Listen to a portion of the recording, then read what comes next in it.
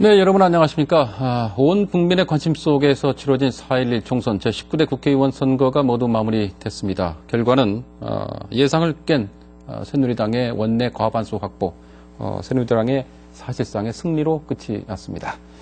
스타트론 오늘 이 시간에는 우리 지역에서의 선거 결과를 중심으로 해서 이번 선거가 갖는 의미 그리고 앞으로의 과제에 대해서 자세하게 말씀 나눠보겠습니다. 그럼 먼저 오늘 말씀해 주실 분들 소개해 드리겠습니다. 먼저 통합진보당의 강동원 당선자 나오셨습니다. 네, 반갑습니다. 예, 이어서 민주통합당의 김성주 당선자 나오셨습니다. 예, 김성주입니다. 예, 전북일보의 이경재 논설위원 나오셨습니다. 네, 안녕하세요. 예, 참여자치 전북시민연대의 김남규 사무처장 나오셨습니다. 네, 안녕하세요. 예, 바로 말씀 듣기로 하겠습니다. 우선 이번 선거에서 새롭게 국회에 입성하게 된 두 분 당선자 나오셨으니까요. 일단 당선 소감부터 듣고 가도록 하겠습니다. 첫 질문은 김성주 당선자께 드리겠습니다. 자, 물론 뭐 쉬운 선거가 어디 있었겠습니까만은 김 당선자께서는 이제 민주당 당적 후보로 나셨기 때문에 옆에서 보기에는 비교적 손쉽게 가지 않았느냐 이런 느낌도 드는데 짤막하게 당선 소감 좀 부탁드립니다. 예. 먼저 큰 지지를 보내주신 덕진구 유권자 여러분께 감사를 드립니다. 아마 제가 당선된 것은 지역의 변화의 발전을 바라는 그런 민심의 승리라는 생각입니다.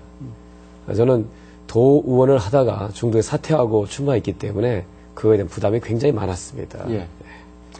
자, 강동원 당선자님. 네. 이번 선거에서 가장 주목받는 당선자가 됐습니다. 예, 소감. 감사합니다. 예, 부탁드립니다. 네, 무엇보다도 우리 남원 순창 지역 주민 여러분들께서 새로운 변화 그리고 미래에 대한 청사진이 필요했다 이렇게 생각하고요. 예. 이와 함께 새로운 인물, 대안으로서 저를 택했다 이렇게 봅니다. 예. 추가 하나 더 질문드리면 남원 순창 지역은 이제 그 개표 보는 사람들도 상당히 손에 땀을 주게 하는 그런 순간들이 많았어요. 그렇습니다. 예, 엎치락뒤치락했습니다. 선거 운동 기간 중에 또 언론 보도, 언론 여론조사에 보면 1위 후보가 이제 이렇게 1, 2위가 계속 같은 걸로 가는 걸로 이렇게 나왔습니다. 선거 운동 기간에 언제 승기를 잡았다 이렇게 생각을 하셨습니까? 네, 지난 4월 5일이었습니다. 예. 네. 어떤 4월 5일 선거관리위원회에서 주최한 예. 합동토론회가 개최됐는데 상대 후보가 사실상 여당 후보이면서도 토론을 기피했었거든요. 예. 그런데 그날은 참석을 했어요. 그래서 객관적 평가, 비교 분석 이런 부분들이 우리 유권자로 하여금 저를 선택할 수 있는 기폭제가 됐다 이렇게 보아집니다. 예. 김성주 당선자 어떻습니까? 이제 이번 선거 기간 동안에 직접 이제 유권자들을 많이 만나셨지 않습니까? 이렇게 시민들이 직접 유권자를 만나면서 어떤 걸 느끼셨습니까? 유권자들이 뭘 바라고 있다고 생각하셨습니까? 일단은 정치에 대한 불신이 가장 컸습니다. 예. 제가 신인으로서 도전하는 입장이지만 경력도 좋고 일도 열심히 한 것 같고 인상도 좋은데 당신도 뽑아놓으면 똑같이 되지 않겠느냐. 어떻게 전에 했던 국회의원들과 다른 모습을 보여줄 거냐에 대한 질문이 꼭 많았습니다. 그래서 그거를 말로써 설명하는 데는 한계가 있고 결국은 제가 국회의원이 돼서 직접 실천으로 보여주겠습니다라고 하는 답변을 할 수밖에 없었습니다. 예. 앞으로 이제 어떻게 해 나갈 것인가 하는 건 이제 유권자들이 지켜봐야 되겠죠. 예. 자, 이경재 의원님 어떻습니까? 두 분 말씀 들어봤는데 저희가 이제 전라북도 이번 총선 결과에 대해서는 뒤에 가서 이제 자세하게 말씀 나눌 시간이 있고 우선 두 분의 당선 의미만 좀 잠깐 얘기하고 가죠. 우선 두 분은 도의원 출신이고 지방 정치를 한 분이 중앙 정치 무대에 진출한 어떤 큰 역사적인 의미가 있고. 예, 전라북도에서는 지금까지 우리가 그 지역 의원 출신이 국회에 들어간 게 좀 없었죠. 김세웅 도의원 출신이 예. 덕진 출마했다가 선거법으로 이제 낙마했고 예. 두 분이 이번에 이제 같이 입성을 하게 된 계기고 김성주 의원 같은 경우는 어떤 분들은 뭐 편안하게 싸움을 했다, 뭐 주섰다 이렇게 얘기를 하는데 저는 그렇게 보지 않습니다. 왜냐면은 정동영 의원이 지역구를 옮기기 전에입니다. 정동영 의원하고 한판 붙겠다 선언을 했던 상태고 또 그 뒤에 전략공천 얘기가 나왔을 때 그 그걸 극복하고 막아냈고, 그다음에 경선 과정을 뚫고 나왔기 때문에 아주 그 저력 있는 그런 걸로 좀 평가를 하고, 또 강동원 의원은 역시 그 현역 3선을 물리친 더구나 또 통합진보당으로서는 처음으로 예. 국회의원에 당선된 아주 저력 있는 그런 의미가 있지 않나 그렇게 평가를 일단 합니다. 예. 김남규 처장 어떻게 보십니까? 큰 틀에서 보면 도민들의 어떤 지역 정치의 변화, 지역의 변화에 그 바람에 맞물렸기 때문에라고 하는 그 객관적인 환경이 있었다라고 보는 거고요. 현역 정치인에 대한 어떤 물갈이 여론이라든지 이런 것들이 정동영 의원을 서울로 가게 만든 측면이 또 하나가 있고, 예. 또 이강래 후보에 대한 강한 불만들이 있었고요. 또 그리고 전주 덕진에 보면 유종일 후보의 낙하산 공천이 있을 뻔했다가 이마저도 이제 지역 정치 바람에 맞지 않는 구태 정치라고 하는 것 속에서 또 그런 기회를 타신 게 김성주 당선자가 타셨고, 그리고 남원 순창 지역 같은 경우도 현역 의원의 발언뿐만 아니라 그 무소속 후보 단일화를 하면서 예. 우리 강 당선자께서 그런 바람에 맞물린 여러 가지 복합적인 요소가 작용을 했는데, 어쨌든 큰 틀에서 보면 지역 변화의 바람이 두 당선자에게 어떤 행운처럼 찾아왔다, 이렇게 볼 수 있을 것 같습니다. 예. 자, 우선 오늘 나와주신 두 분, 그 강동원 당선자, 김성준 당선자 두 분이 이번 당선이 갖는 의미 간단히 얘기 들어봤습니다. 우선 이번 총선 결과, 전국적인 총선 결과 간단히 얘기해보고 우리 이제 전북 지역 총선에 대해서 자세하게 말씀을 나눠보겠습니다. 선거 투표 직전까지는 여야가 접전하는 양상이다, 이렇게 이제 일반적인 관측을 보였습니다만, 결과는 이미 다 아시겠습니다만 새누리당의 독자 과반 확보 승리. 민주당 경우에는 좋게 얘기하면 그나마 긍정적으로 본다면 수도권의 우세, 뭐 이렇게 정리할 수 있겠습니다. 오늘 나오신 네 분들 이번 총선 결과 어떻게 보시는지 간단히 말씀 듣고 가겠습니다. 강동원 당선자 어떻게 보십니까? 네. 이번 선거는 무엇보다도 올 11월에 있을 대통령 선거와 맞물려 있는 것이죠. 예. 사실은 민주통합당과 우리 통합진보당이 이 호남 지역을 제외한 전국의 모든 지역에서 연대 차원에서 후보 단일화 했지 않습니까? 예. 그래서 반드시 국회 원내 의석의 과반수를 획득했어야 됐는데 그거에 미치지 못했다라고는 차원에서 대단히 아쉬운 그런 선거였다, 이렇게 봐집니다. 예. 김성주 당선자님 어떻습니까? 우리 전라북도 지역의 정서로 본다면, 예. 또 이제 민주당 지지자 입장에서 본다면 선거 결과는 참 실망스러운 결과다, 이렇게 볼 수도 있겠어요. 예, 그렇습니다. 예. 사실은 이번 총선의 의미가 지역의 일꾼을 새로 뽑는 그런 의미도 있었지만은, 보다도 크게는 우리가 대선이 있는 해라서 지난 이명박 정부의 실정에 실망한 국민들이 이걸 심판하고 현재 여당을 제1당의 지위에서 끌어내리고 야당 연대가 제1당의 지위가 된다면 대선을 통해서 새로운 정치, 새로운 세상을 이룰 거라는 기대가 좀 많았습니다. 예. 근데 예상과 달리 현재 여당이 다시 과반수를 전매함으로 인해서 굉장히 많은 실망스러운 결과가 나왔다라고 얘기 잘 안 수 없습니다. 예, 일단 거기까지 듣고요. 이경재 의원님 어떻게 보십니까? 이번 그 총선의 결과.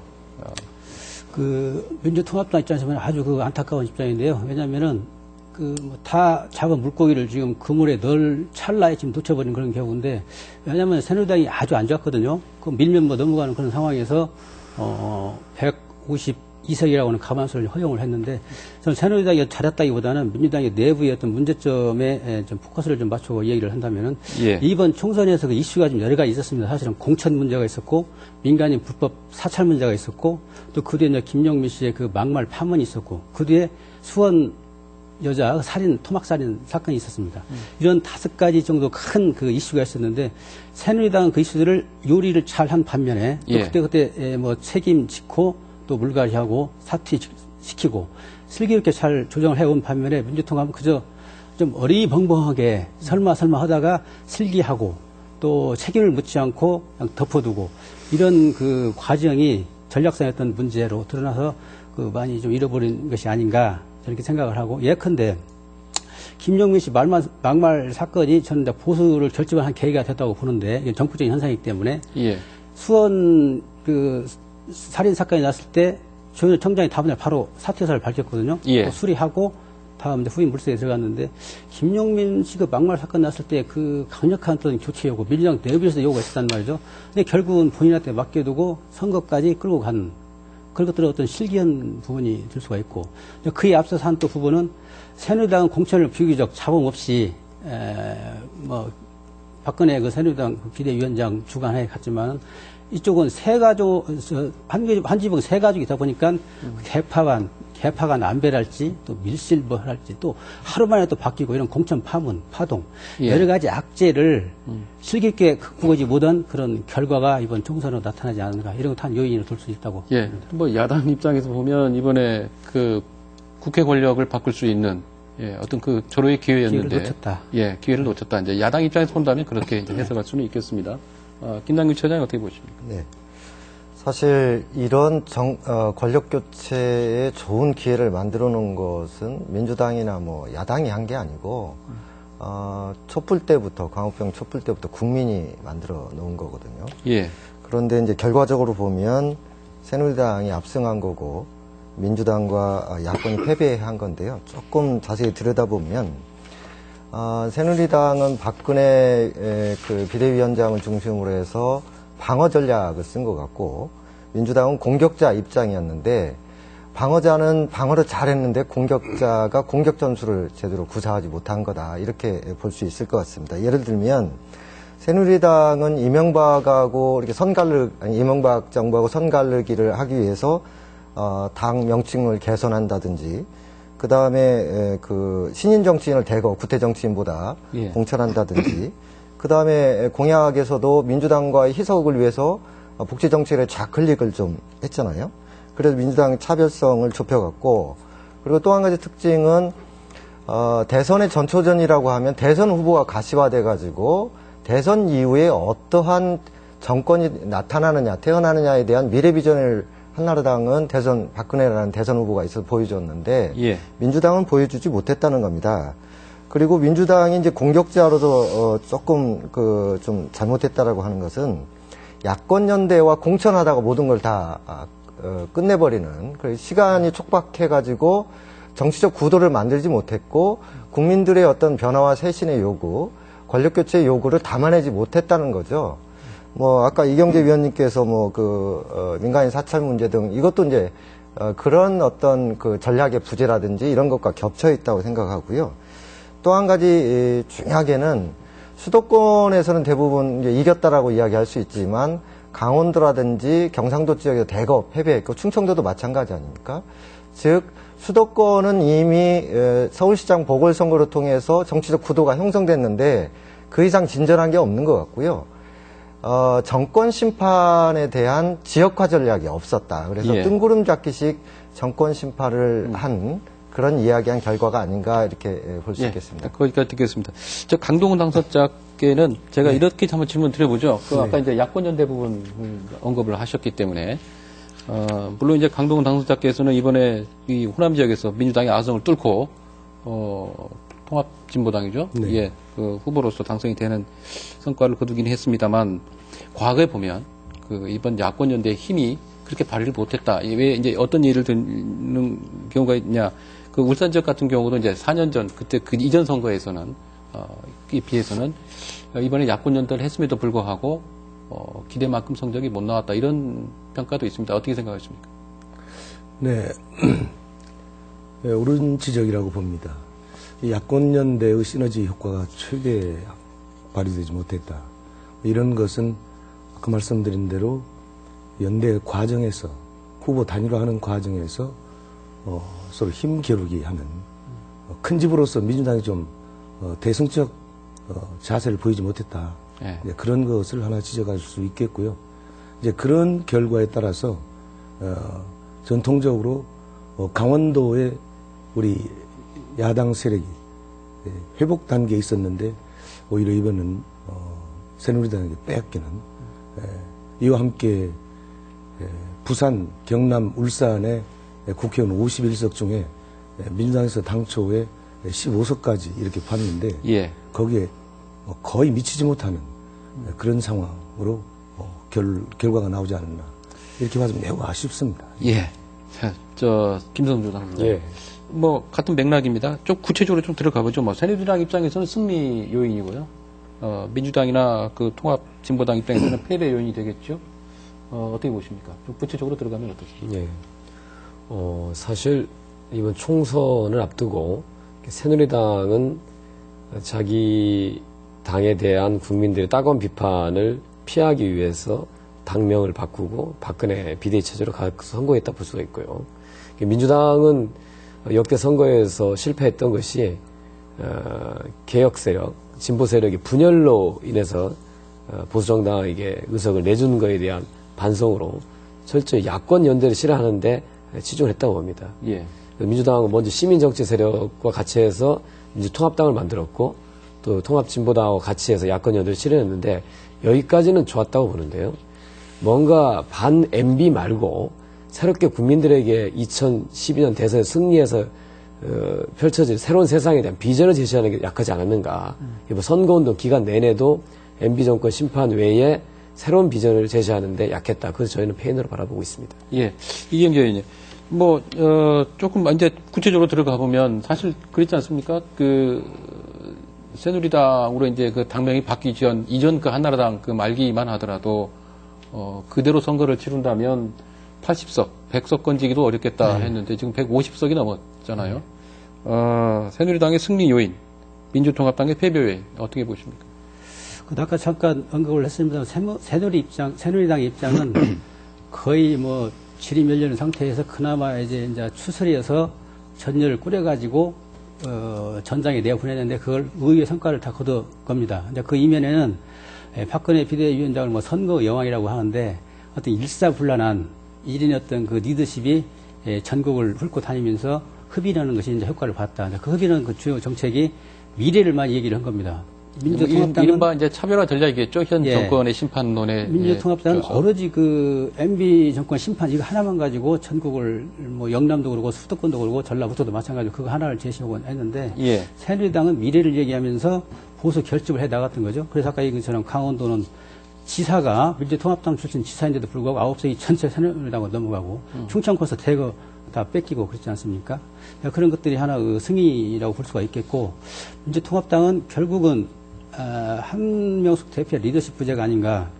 또 아까 야권연대 얘기했지만 야권연대는 그냥 화학적 결합으로 이 선거를 치른 것이지 예. 정말로 진정성 있는 그 의미 있는 어떤 야권연대를 보여주지 못했다. 예. 그래서 오히려 표를 좀 뺏기고 다만 야권연대는 이런 긍정적인 측면이 하나 볼 수가 있겠어요. 왜냐하면은 민주통합당이 127석 열악한 어떤 구조를 뛰다 보니까 앞으로 8개월 후에 대선을 치게 되는데 다만 위기의식을 느끼가지고 이 야권 연대를 좀 추동하는 예. 그런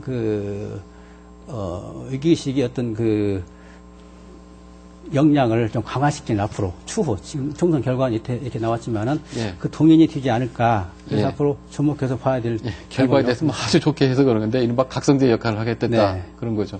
그러나 뭐 결과에 대해서는 뭐 일정 부분 책임을 뺏지 못하겠다. 뭐 이런 벌써 뭐 대표 책임론도 나오고 뭐 그렇습니다.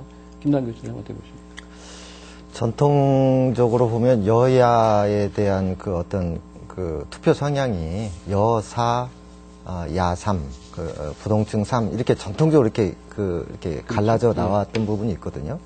그런데 지금 민주당은 야권표의 결집을 야권연대와 MB 심판이라고 하는 이 두 가지 공격 그 타이틀을 잡고 있었는데 야권 결집은 성공했을지 모르나 즉 새누리당을 상대로 이길 수 있는 수단은 좀 더 부동층 3을 끌어들이기 위한 어떤 정치 쇄신이라든지 국민적 감동이라든지 이런 어떤 공격적 전략이 부재했다는 거죠. 즉 한편은 성공했습니다. 그러니까 야권 세력의 결집이라는 걸 성공했지만 예. 그것만 가지고 열을 엎을 수 있는 뒤집을 수 있는 여력은 없었던 거 아니냐 이렇게 생각을 합니다. 예.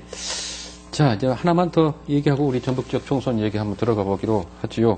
강동원 당선자께 질문 한번 드려보죠. 자, 대선이 이제 남았죠. 사실 중요한 대선입니다. 아까 이경재 의원께서 이런 말씀하셨습니다만 이번 선거는 이제 12월 대선에 앞선 전초전 성격이 뭐 짙다, 뭐 다들 그렇게 얘기했죠. 국회 권력 교체 가능성이 높았는데 이제 민주당 입장에서는 실패했습니다. 이번 선거 결과가 앞으로 대선에 어떤 영향을 주게 될까요? 대선 정국 어떻게 가겠습니까? 네, 아무래도 국민적 여망이 MB 정권 심판과 정권 교체라고 보는데 예. 일단 이번 총선에서 야권이 하나되는 모습을 보여주지 못해서 좋은 결과를 내지 못했다. 이것은 하나의 각성제 역할을 할 수 있을 것으로 봅니다.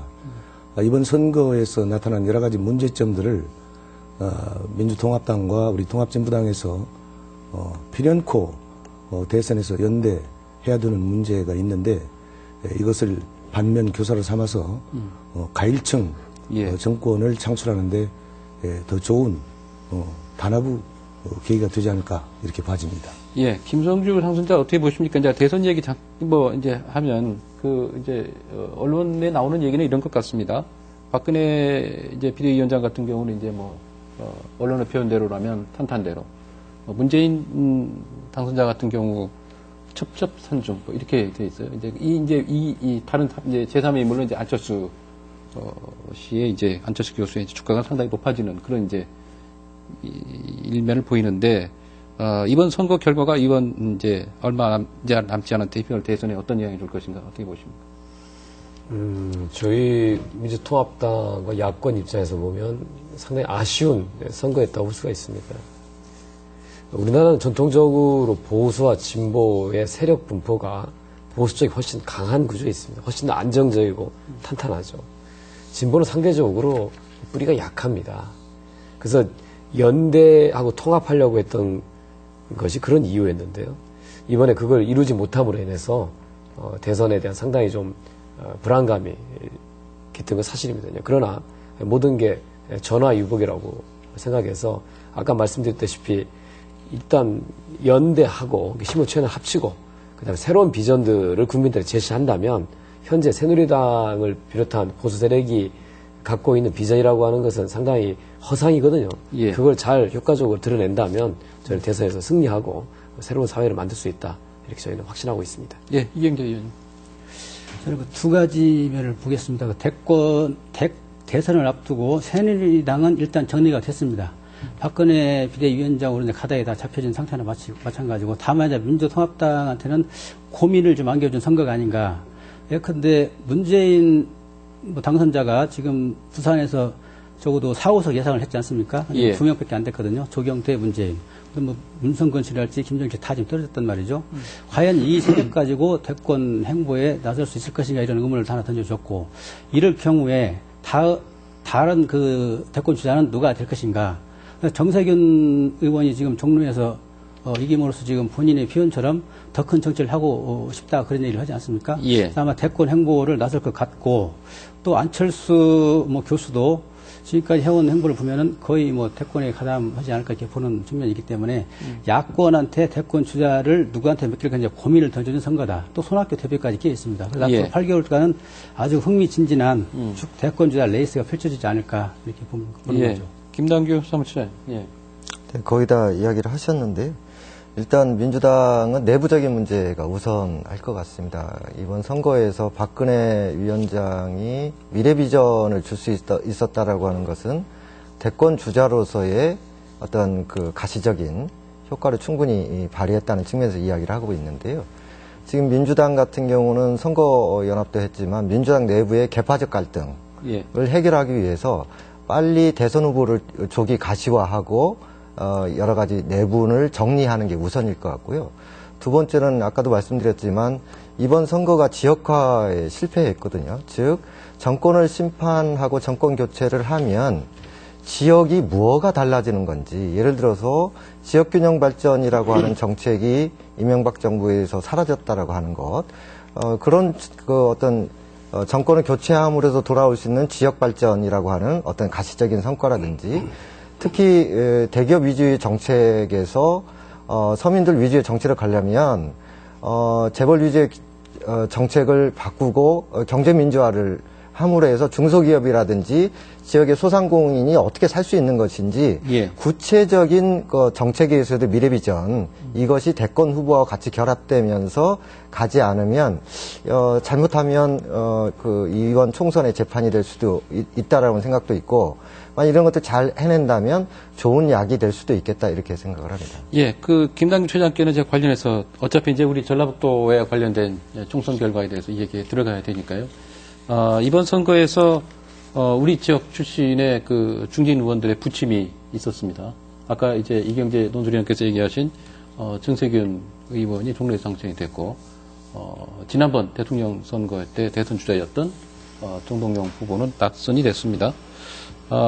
우리 지역 대표 중진들의 부침 이게 우리 전북 지역의 어떤 그 정치적 그 분위기하고 어떻게 연관성이 있을까요? 우선 우리 도민들은 여러 가지를 실험해봤다고 생각합니다. 그러니까 야당을 계속 지지해왔고 정권 교체도 해봤고 다선 의원도 다 만들어봤는데 지역에 변화가 없다라는 겁니다. 그것이 이제 다선 의원, 현역 의원의 교체로 나타났고 물론 두 분이 이제 알아서 가신 부분도 있지만 사실 이런 지역 여론에 밀려서 또 서울행을 택한 것도 있지 않습니까? 예.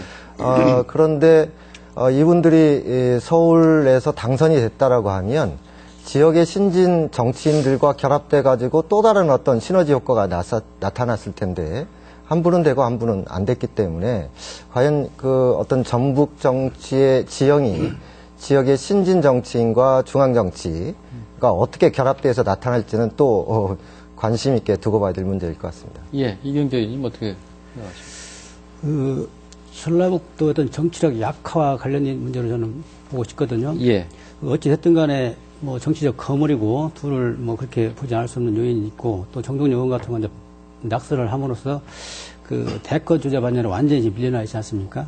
다만 정세균 의원이 이제 그 자리를 메워야 되는데 그런 측면에서 본다면 전라북도는 좀 손실이다 보고 또 특히 뭐 김덕규 전 국회 부의장 같은 분들 뭐 한강옥 씨랄지 정균환 씨랄지 좀 다 떨어졌지 않습니까? 예. 다만 이제 신경민 씨랄지 뭐 지금 수도권에서 10명이 지역표에 당선이 되고 2명이 이제 비례대표 들어갔는데 전라북도 윗지역에서 12명이 지금 전라북도 출신들이 19대 국회에 지금 등원을 하거든요. 예. 그런 자원들을 전라북도랄지 전라북도 뭐 민주당 또는 정치권들이 잘 그 엮어가지고 세력화하면서 응집력을 갖는 것이 앞으로 해야 할 과제라고 보겠습니다. 예. 자, 그러면 우리 이제 전북 총선 지역 결과에 대해서 좀 포괄적인 얘기를 다시 한번 또 나눠보면 좋을 것 같습니다. 김성주 당선자께 질문 드리죠. 이제 덕지는 이제 우리 김 당선자 나왔습니다만, 우리 지역에 11개 선거구입니다. 선거구에서 9곳이 민주당이고, 아까 이제 강동원 당선자의 통합진보당, 정읍의 무소속 유성엽 의원 이렇게 당선이 됐습니다. 이런 분포도에 대해서는 어떻게 생각하십니까? 많은 분들이 민주당의 지역 정치 독점에 대해서 우려를 많이 하시는데요. 예. 현상적으로 보면 그럴 수 있다고 봅니다. 뭐 단체장, 뭐 국회의원, 지방의원들이 다수가 민주당이니까. 근데 실제로 민주당의 지지율이 그렇게 90% 이상 점하는 거 아니거든요. 예. 단지 소선거구 제도이기 때문에 다른 정당들이 일정하게 투표를 해도 그에 맞는 투표에 맞는 의석수가 보장되지 않는 것 때문에 생기는 문제인데요. 이번에도 상당히 저희가 우려했던 것은 이제 완산을 지역에서 혹시 이제 새누리당 후보가 상당히 앞서간다라고 하는 여론이 있었기 때문에 그걸 우려했습니다만 그거는 역시 지역 정서상 실현되지 않은 걸로 저희는 오히려 다행으로 굉장히 생각하고 있고요. 통합진보당이나 무소속 후보는 충분히 당선 가능성이 있었다. 지역 정서 여론상 뭐 이렇게 판단하고 있습니다. 그것을 당에 대한 지지로 놓고 보기보다는 개인의 경쟁력으로 저는 보는 게 맞다 생각합니다. 예. 강동원 당선자님, 어떻습니까? 통합진보당 이 후보 입장에서 도내 11개 선거구에서, 이렇게 아까 이제, 911, 이렇게 이런 배석이 됐어요. 그 점에 대해서는 어떻게 생각하십니까? 네, 저는 개인적으로 보면, 이게 전라북도의 정치권, 재편, 첫 단추를 꼈다 이렇게 봐집니다. 사실상 전라북도에서 민주당 의석이 그동안에 10개 내지 11개 이렇게 갔었을 때 과연 전라북도에 어떤 발전에 기여했느냐. 일당 독주 체제에서의 지역 패권주의가 과연 우리 전라북도에 얼마만큼 기여를 했고 순기능을 했느냐 예. 라는 측면에서 봤을 때는 저는 후한 점수를 줄 수 없다 이렇게 봐집니다. 그것은 첫째 견제 세력이 없었다.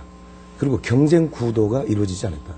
이런 차원에서 정서상으로 보면 한누리당, 새누리당 예. 정서지만 여기에 같이 경쟁하고 견제할 수 있는 같은 무소속이나 야당이 다수가 있어야 된다. 그래야 전라북도의 정치가 생동감 있게 서로 균형감 있게 가는 거 아니냐 이렇게 봐지거든요. 그리고 이제 아까 3선급 이상 의원들이 수도권으로 갔던 그 가장 중요한 이유는 예. 지역의 정서를 피해서 갔다라고 하는 측면이 강하고 그런 측면에서 봤을 때 수도권에서 회생했느냐 아니면 회생하지 못했느냐 이 차원은 별개의 평가가 있어야 된다 이렇게 봐집니다. 저는 민주당이 다시 한번 환골 탈퇴할 수 있는 그런 계기를 삼아야 된다. 그런 차원에서 저는 통합진보당 소속 의원으로서 민주당 전라북도의 모든 의원 또 정읍의 무소속 의원과 협력 관계를 유지하겠지만 항상 긴장된 경쟁 관계와 또 견제할 수 있는 그런 체제를 유지하도록 예, 뭐 특정 하겠습니다. 정당의 예. 독주는 예, 그 바람직한 것은 그렇습니다. 아니다. 이런 예. 말씀이세요. 김남 총장 어떻게 네. 그 완산을에서 여러 가지 우려를 했지 않습니까? 민주당의 일당 독점이 싫어도 새누리당 후보를 줄 수 있느냐 그런 이야기는 있는데 사실상 긴장감은 없었던 것 같아요. 근데 선거 결과를 놓고 보니까 남원 순창에서는 그러니까 완산을에서는 그 새누리당 후보를 방어를 해줬고 민주당 후보를 선택해줬고 또 한편에 남원 순창에서는 다른 야당인 그 후보를 선택한 것 이것이 이번 선거에 상당한 의미가 있다고 생각을 하고요. 어쨌든 그 민주당 일당 독점이란 체제의 큰 산을 한번 넘었고 그 다음에 통합진보당 소속의 나머지 후보들도 상당히 의미 있는 득표력을 얻었거든요. 이런 것들을 계속 잘 갖고 간다고 하면 지역 발전의 어떤 원동력이나 다양성들이 확보될 수 있는 중요한 선거가 아니었느냐 이렇게 평가할 수 있을 것 같습니다. 예, 이경재 선수님 어떻게 보십니까? 11개 선거구에서 무소속 하나 통합진보당 이렇게 나왔어요. 그 일당 독주라고는 그 폐해의 어떤 심각성은 도는 이제 강조를 해왔는데 저는 우리 그 전라북도 유권자였던 이중성 그걸 또 지적을 하지 않을 수가 없는데 이 사석에서 어떤 공적인 토론회장에서 모든 얘기를 다 합니다. 일당 독주 폐해가 너무나 크다. 근데 예. 투표를 해보면은 거의 또 그런 식으로 나타나거든요. 그래서 이번 선거도 과연 그 민심의 흐름이 어떤 식으로 나타날지를 가장 그 초점이 이제 그거였는데 결국은 물론 이제 남은 우리 강동원 후보처럼 이렇게 뭐 통합진보당이 당선 사례도 있고 또 정읍은 유승열 의원이 했지만은 저는 두 사례는 좀 다른 성격이 좀 가미가 됐다고 보고 결국은 그 텃밭 어떤 정서가 그대로 나타난 것이 아닌가. 예. 왜냐면은 완산을 같은 경우에 여론조사 보면 오차 범위 내에서 왔다 갔다 했거든요. 그리고 6일 전부터는 공표를 못 하게 돼 있는데 그 안에 여론조사를 보면은 한 6%포인트 또 앞선 경우가 예, 앞선 나타납니다. 경우도 있었어요. 예. 예, 정우천 나타나는데 새누리당 후보가. 과연 당일날 투표는 그것이 아닌 걸로 1% 정도의 차이가 나는 걸로 나타난 말이죠. 예. 그래서 오히려 이상직 캠프에서도 그걸 뭐 좀 의아성이 있는 거, 그렇게 많이 차이가 나는 것이. 또 정우천 캠프에서도 왜 이러냐, 의문을 제기하고 그러는데, 결국은 뭐 MB 심판이랄지 여러 가지 있겠지만은, 그 텃밭 정서가 작용하지 않는가. 그래서 이제 이중성이라는 문제를 지적을 하는 것이고, 남원 같은 경우는 또 이 지적을 하지 않을 수 없는 것이, 물론 이제 뭐 절치부심한 우리 강동원 후보의 이제 그런 노력도 있었지만은, 이강래 의원 같은 경우는 지난 11억 재보선 때 이미 다 나와 있었거든요. 할 일이 뭐냐. 이것 때문에 엄청나게 시달려왔던 거예요. 그것이 결국은 연장선상에서 선거가 치러졌고 그게 표심을 나타나는 것이 아닌가 하는 측면이 있고. 단체장 선거에서 이제 결과가 좀 반영이 됐다 이렇게 봐야 되겠죠. 이제 유석열 의원 같은 경우는 무소속인데도 불구하고 재선을 했지 않습니까? 근데 그걸 뭐 단체장이 또 민주당 합당 출신이고 근데 그건 역시 노력을 하고 일을 진정성 있게 한 그런 평가받는 또 그런 거는 주민들이 아주 냉철하게 그런 텃밭이라는 정서에 의지하지 않고 냉철하게 평가를 하는데 예. 다른 지역들 보면은 역시 텃밭 정서가 작용하고 그래서 이중성을 제기하는 거죠. 이렇게 질문 드리면 어떨까요? 그 이번 선거에서 좀 기대를 좀 다들 했던 것 같아요. 광주 서구의 이정현 의원하고 이번에 그 새누리당 완산을의 정천 후보가 좀 가능성이 있었고 그래서 그 문재인 쪽 보면 영호남에 이 교체 진출이 가능하지 않겠는가 이런 어떤 기대를 가졌는데요. 기대라는 표현이 어떨지 모르겠습니다만. 전국적인 관심을 가진 지역들이죠. 예. 근데 이정현 의원 같은 경우는 39.7%를 얻어가지고 오병윤 후보하고 12.7%로 떨어졌거든요. 예. 근데 그것도 역시 여론조사에서는 거의 오차 범위 내에서 왔다 갔다 했거든요. 아마 완산으로 거의 비슷했을 겁니다. 근데 이제 영남을 보면은 부산에서 문재인, 김경태 조경태 두 후보가 됐고 또 경남에 한 명이 됐단 말이죠. 대구 경북은 또 전면. 네. 대구 경북은 전면이지만 어쨌든 부산 경남은 3명이 됐고 호남은 이제 1명이 안 됐거든요. 그래서 이런 거는 뭘로 해석을 해야 될지 다만 중앙정치권에서 볼 때 또 국가라고 하는 측면에 놓고 보면은 어느 정도 균형을 맞추면서 나갔다 온다면은 지역색을 좀 약간씩 희석시키는 하나의 과정으로 평가를 할 수 있을 텐데 그런 것들이 조금 그 틀에서 보면 아쉽다. 예. 김성주 당선자 그 점에 대해서는 어떻게 생각하십니까? 이번에 영호남 교차 좀 실패한 점에 대해서는 아까 이제 완선을 해서 새누리당 후보가 떨어진 것은 다행이다 이렇게 이런 표현을 하셨습니다만 교차 진출이 가능했던 기대감도 없지 않았던 것 같아요. 예. 그런 얘기를 저희도 선거운동하다가 술자리에 있는 유권자 많이 들었는데요.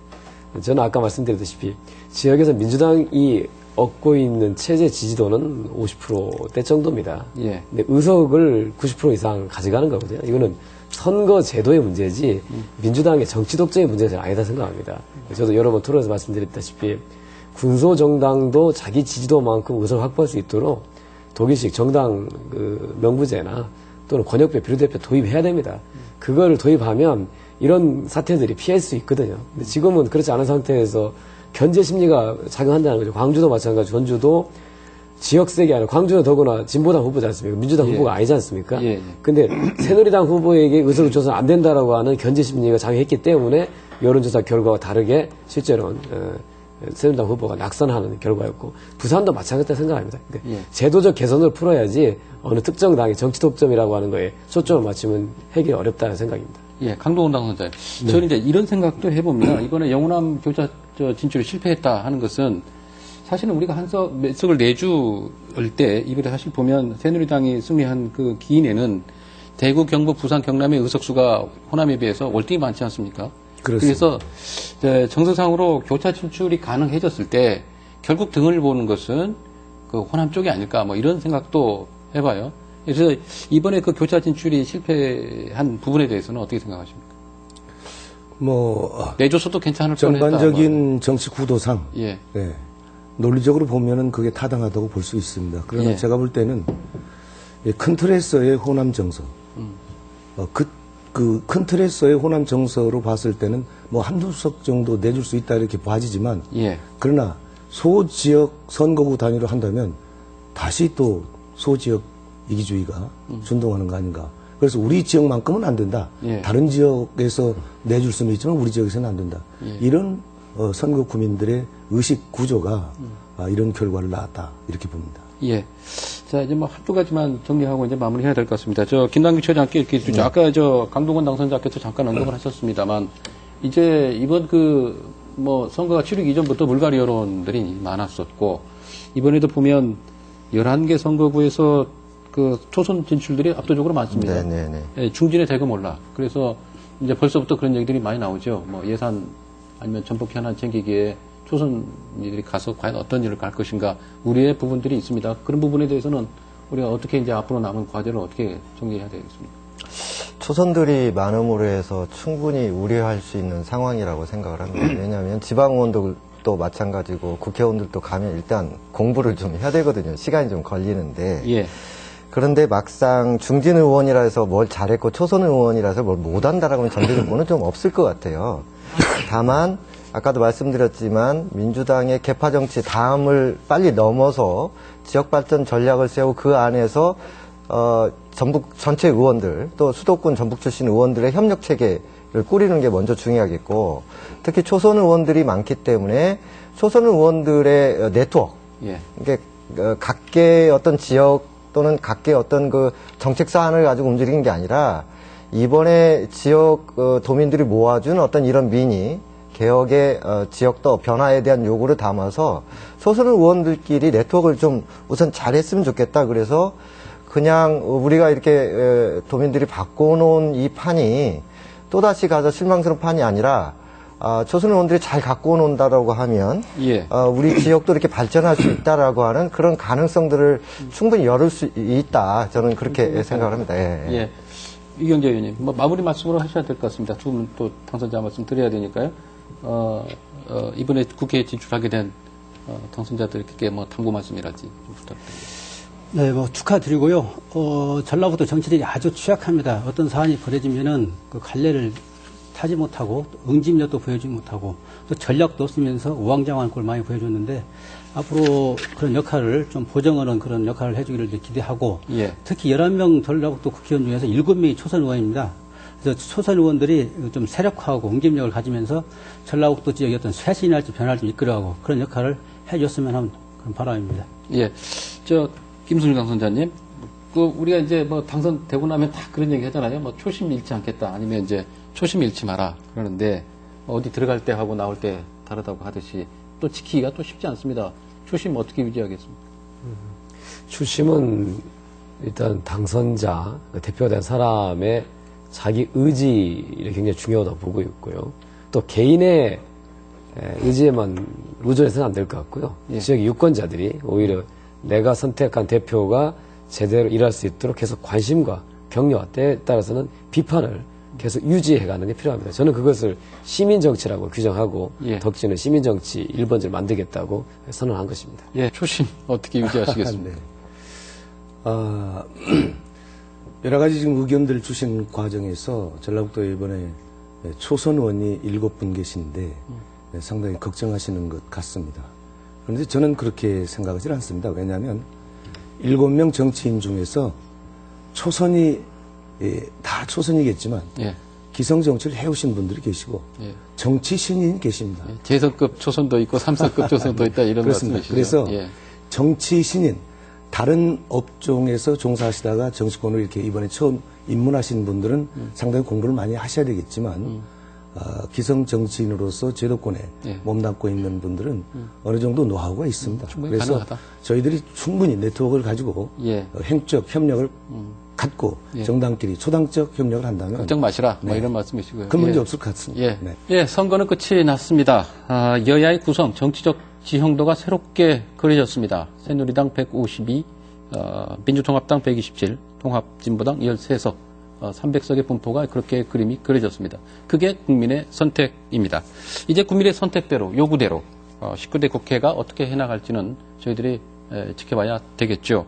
이번 19대 국회에서는 정말 제대로 국민의 희망이 이루어지기를 기대하면서 오늘 시간 여기서 마치도록 하겠습니다. 여러분 말씀 고맙습니다. 감사합니다.